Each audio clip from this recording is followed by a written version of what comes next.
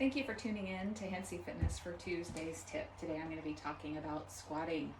There is a lot that goes on in a squat, and a lot of people probably should not be loading up a heavy bar, getting under a squat rack, but there are ways to train your muscles and get things working properly so that you can progress to that if needed. Otherwise, learning how to squat properly is really beneficial even just for activities of daily living. So what I often see is either when people are squatting, their knees are coming in, or when they go down into their squat, they can't get their hips back, so the knees are coming over the toes. So there are a lot of factors that can affect that. Most common is weak glutes, and there are myriad ways that you can strengthen your glutes. But for today, I just want to give you a couple quick tips on a couple ways that you can maybe train those muscles properly so that when you squat, you're able to get those knees driving out, engaging your glutes, and getting your hips back so you're not over your toes. So one really common way is to start with a chair squat. So you can make sure that your chair is pushed up against a wall, or if you have a bench or something that's sturdy, you can use that as well. So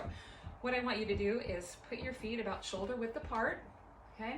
And you're gonna drive through your heels and try to go straight up as much as possible. So I'm gonna squeeze my glutes, and I'm going to drive through those heels and almost try to spread the floor with my heels, so more of a side view you can see.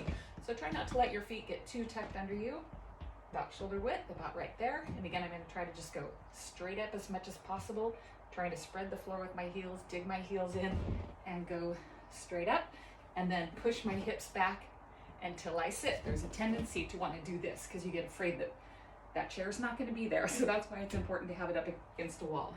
So straight up, hips back until you sit. And sometimes you can even put an object in front of you, like maybe another chair, so that it stops your knees from going forward.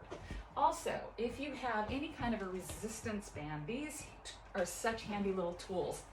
So you can put those just above your knees and press out against that band. So it's forcing your glutes to engage a little bit more, and that resistance will just help train those muscles a little bit better. All right, so then you might get to a point where you can either lose the chair, but this guy is still handy while you're training those muscles.